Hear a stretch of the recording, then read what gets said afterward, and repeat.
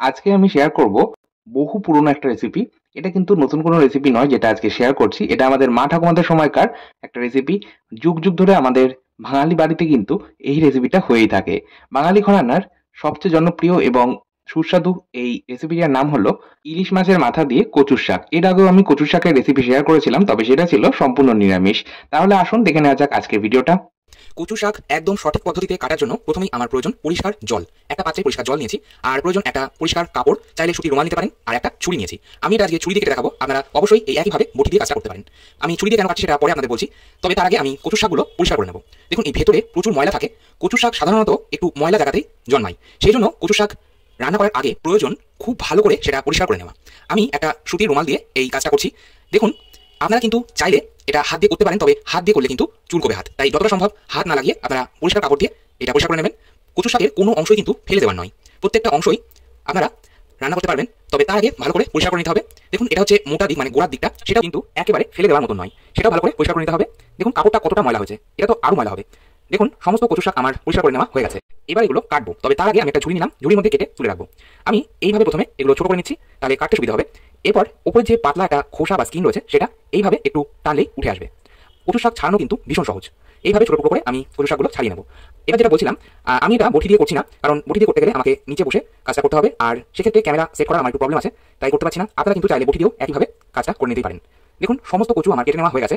দেখে অনেকটা কচু মনে হচ্ছে, কিন্তু রান্না করার পর এটা কিন্তু একদমই কমে যাবে। আর আরেকটা কথা আপনাদের সাথে শেয়ার করবো, বাজারে এইরকম ছোট টুকরো করে কেটে প্যাকেট করে কচু শাক বিক্রি হয়। আপনারা চেষ্টা করবেন সেই কচু শাক না কিনে গোটা অবস্থাতেই কিনে নিয়ে এসে বাড়িতে এইভাবে পরিষ্কার করে নিয়ে তারপর রান্না করার, কারণ সেটাই কিন্তু বেশি স্বাস্থ্যকর হবে। আর এই কাটা যে কচু শাক বাজারে বিক্রি হয় সেগুলো কিন্তু ভালো করে বাড়িতে পরিষ্কার করে নেওয়া যায় না। দেখুন, আমি এবার এটা বেসিনের সিঙ্কের মধ্যে কলের তলায় রেখে ভালো করে ধুয়ে নিচ্ছি। যতটা সম্ভব হাত না দেওয়া যায় এই সময়, সেটা চেষ্টা করবেন। শাক কাটার পর হাত কিন্তু ভীষণ ময়লা হয়, আর আমি হাত একবার ধুয়ে নিয়েছি কাটার পর, তবে এই সময় হাতটা একটু চুলকোচ্ছে, কারণ ধোয়ার সময় কচুর সাথে হাত লেগেছে। তাই হাতের মধ্যে একটু নর্মাল যে রান্নার লবণ, সেই লবণটা হাতের মধ্যে দিয়ে আমি খুব ভালো করে হাতটা ডলে নিচ্ছি। এইভাবে যদি লবণ দিয়ে হাতটা পরিষ্কার করে নেওয়া হয় তাহলে হাত কিন্তু খুব ভালো মতন পরিষ্কার করা যায়, আর হাতটাও কিন্তু চুলকোয় না। এটাও কিন্তু আজকের ছোট্ট একটা টিপস। শুধুমাত্র নুন নয়, সাথে একটু পাতিলেবুর রসও যদি নেওয়া যায় তাহলেও কিন্তু আর হাত চুলকোয় না। যাই হোক, কচুর শাক কাটা হয়ে গেল। এবার আমরা চলে যাচ্ছি পরবর্তী পর্যায়ে। এবার আমরা ইলিশ মাছটা কেটে নেব। ইলিশ মাছ কাটাটাও আমি আজকের এই ভিডিওটাতেই শেয়ার করব। আচ্ছা, প্রথমেই আমরা ৩টে মাঝারি সাইজের খোকা ইলিশ নিয়েছি। আর আমাদের এখানে এই ছোট, ছোট ইলিশগুলোকে খোকা ইলিশ বলা হয়। আর এই ছোট, ছোট ইলিশ মাছগুলো খেতে কিন্তু অসাধারণ হয়। যাই হোক, প্রথমেই আমরা যেটা করলাম সেটা হচ্ছে একটা পুরোনো চামচ দিয়ে আমি ইলিশ মাছের গায়ে থেকে আমরা আঁশগুলোকে ছাড়িয়ে নিলাম।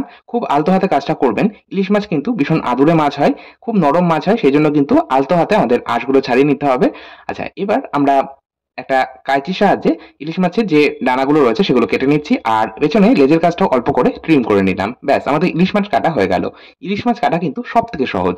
যাই হোক, এবার ইলিশ মাছ তিনটেই একইভাবে আঁশ ছাড়িয়ে নেওয়ার পর এবার আমরা ছুরির সাহায্যে ইলিশ মাছগুলো টুকরো করে নেবো। ইলিশ মাছের টুকরোগুলো আপনারা আপনাদের পছন্দ মতন ছোট বা বড় সাইজে রাখতেই পারেন। আর প্রথমে আমাদের যেহেতু ইলিশ মাছের মাথাটা প্রয়োজন, মাথাটাকে আমরা কেটে নিচ্ছি। তারপর আমি ইলিশ মাছের টুকরোগুলো বার করব। আর এই ইলিশ মাছের টুকরোগুলো দিয়ে আমি অন্য একটা রেসিপি আপনাদের সাথে শেয়ার করেছি, সেটা হচ্ছে আলু বেগুন দিয়ে ইলিশ মাছের ঝোল। সেই রেসিপিটা আমার চ্যানেলে আপনারা পেয়ে যাবেন, আপনারা একবার যদি চান গিয়ে দেখে আসতে পারেন। যাই হোক, যেহেতু আমাদের মাছের মাথা আর মাছের টুকরোগুলো নুন হলুদ মাখাতে হবে, তো সেই জন্য আমি একই সাথে মাখিয়ে নিচ্ছি নুন হলুদ, তারপর পরে আলাদা করে নেবো। মাছের টুকরোগুলো কেটে নেওয়ার পর আমি কিন্তু জাস্ট একবার জল বদলে ধুয়ে নিয়েছি। ইলিশ মাছ কখনোই বারবার জল বদলে ধোবেন না বা জলের মধ্যে ডুবিয়ে রাখবেন না, তাহলে ইলিশ মাছের গন্ধ এবং স্বাদ দুটোই নষ্ট হয়ে যাবে। জাস্ট একবার জল বদলে ধুয়ে নেওয়ার পর আমি এর মধ্যে দিয়ে দিলাম হাফ চা চামচ লবণ, হাফ চা চামচ হলুদ গুঁড়ো, আর ১ চামচ কাঁচা সর্ষের তেল দিয়ে খুব ভালো মতো মাখিয়ে নিলাম। মাছের মাথাগুলো খুব সুন্দরভাবে আমি মাখিয়ে নিয়েছি নুন হলুদ আর কাঁচা সর্ষের তেল। দেখুন, মাছের মাথার এই ভেতরের অংশগুলো কিন্তু খুব ভালো মতো একটু নুন হলুদ ঢুকিয়ে দিয়ে দিলাম।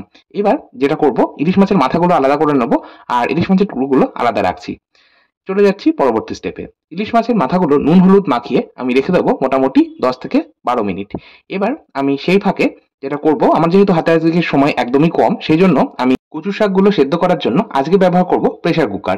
এর আগে আমি যখন নিরামিষ কচুর শাক বানিয়ে দেখিয়েছিলাম, সেখানে আমি কড়াইয়ে আপনাদের কচুর শাক সেদ্ধ করে দেখিয়েছিলাম। তবে আজকে আমি প্রেসার কুকারে দেখাচ্ছি। প্রেসার কুকারে আপনারা এইভাবে কচু শাক চটজলদি ঝটপট সেদ্ধ করে নিতে পারেন।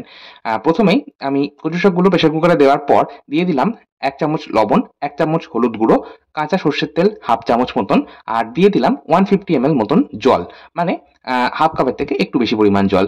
আমি যখন কড়াইয়ে কচু শাক সেদ্ধ করি তখন জল একেবারেই দিই না। কারণ কড়াইয়ে যখন সেদ্ধ করি তখন কিন্তু নাড়াচাড়া করা যায় খুন্তি দিয়ে। তবে প্রেসার কুকারে কি হয়, প্রেসার কুকারে ঢাকনা বন্ধ করলে আর নাড়াচাড়া করা যায় না। তাই যদি নিচে লেগে যায় সেক্ষেত্রে আবার অসুবিধা হবে। তাই সামান্য জল দেবেন। খুব বেশি জল দেওয়ার প্রয়োজন নেই, কারণ কচু শাক থেকে কিন্তু আপনা আপনি জল ছাড়বে। তো সেই জন্যই খুব অল্প জল দেবেন, যাতে নিচে লেগে না যায় সেই মতো জলটা দিতে হবে। জল দেওয়ার পর একবার আমি ঝাঁকিয়ে সবকিছু মিক্স আপ করে নিলাম। তারপর আমি প্রেসার কুকারটা হাই ফ্লেমে গ্যাস ওভেনে বসিয়ে দিয়েছিলাম। 2টো হুইসেল পড়তে দিলাম। 2টো হুইসেল পড়ে যাওয়ার পর গ্যাসের ফ্লেমটা বন্ধ করে দিয়েছিলাম। তারপর কুকারের স্টিমটা সম্পূর্ণ রিলিজ হওয়া পর্যন্ত অপেক্ষা করলাম। কুকারের স্টিম সম্পূর্ণ রিলিজ হয়ে যাওয়ার পর আমি প্রেসার কুকারের ঢাকনাটা খুলে নিয়ে কচুর শাকগুলো ওই জল থেকে ছেঁকে তুলে নিলাম একটা বড় ঝুড়ির মধ্যে। আপনারা চাইলে স্ট্রেনারের মধ্যে তুলে নিতে পারেন। এবার আমরা যেটা করব, রান্নাটা শুরু করে দেবো। কড়াইয়ের মধ্যে দিয়ে দিলাম সর্ষের তেল। এই রান্নাটা করার জন্য তেলের পরিমাণ আমি বলবো না, এটা আপনারা আপনাদের ইচ্ছে মতন কম বেশি নিতে পারেন। কারণ কচুর শাকে অনেকেই অতিরিক্ত মানে একটু বেশি তেল দিয়ে রান্নাটা করতে পছন্দ করে, আবার অনেকে কম তেল দিয়ে রান্নাটা করতে পছন্দ করে। তাই তেলের পরিমাণটা আপনারা আপনাদের ইচ্ছে মতন কম বেশি করে নিতে পারেন।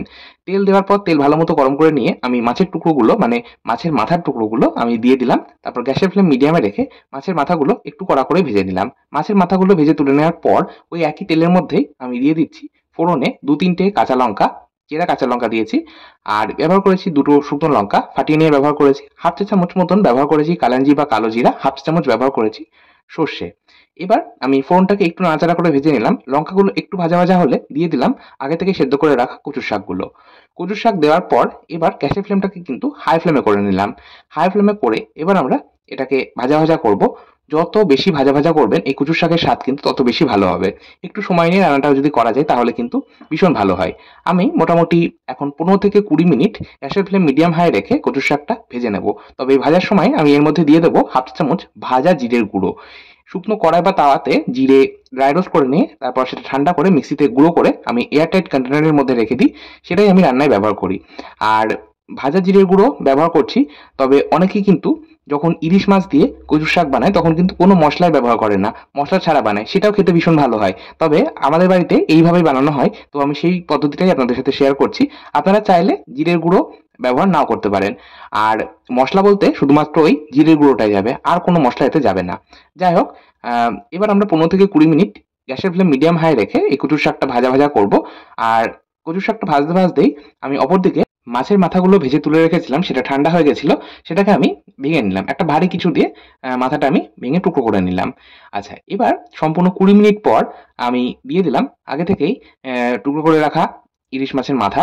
দিয়ে দিলাম 2-3টে চেরা কাঁচা লঙ্কা। ঝাল বুঝে আপনারা কাঁচা লঙ্কা বাড়িয়ে বা কমিয়ে নিতে পারেন। এবার সমস্তটা মিশিয়ে নেব। আর ইলিশ মাছের মাথা দেওয়ার পর আর খুব বেশি এটা নাড়াচাড়া করার প্রয়োজন নেই। জাস্ট 5 মিনিট গ্যাসের ফ্লেম মিডিয়াম হাই রেখে একটু মিশিয়ে নিলাম। তারপর আমি সবশেষে ওপর থেকে একটু চিনি ছড়িয়ে দিচ্ছি। অবশ্যই একটু চিনি দেবেন, চিনি দিলে টেস্টটা ব্যালেন্স হয়। তবে যদি একান্তই দিতে অপছন্দ হয় সেক্ষেত্রে বাদ দিতে পারেন, অসুবিধা নেই। সমস্তটা মিশিয়ে নিলে আমাদের কচুর শাক একদম তৈরি। গরম ভাতের সাথে আর কি চাই।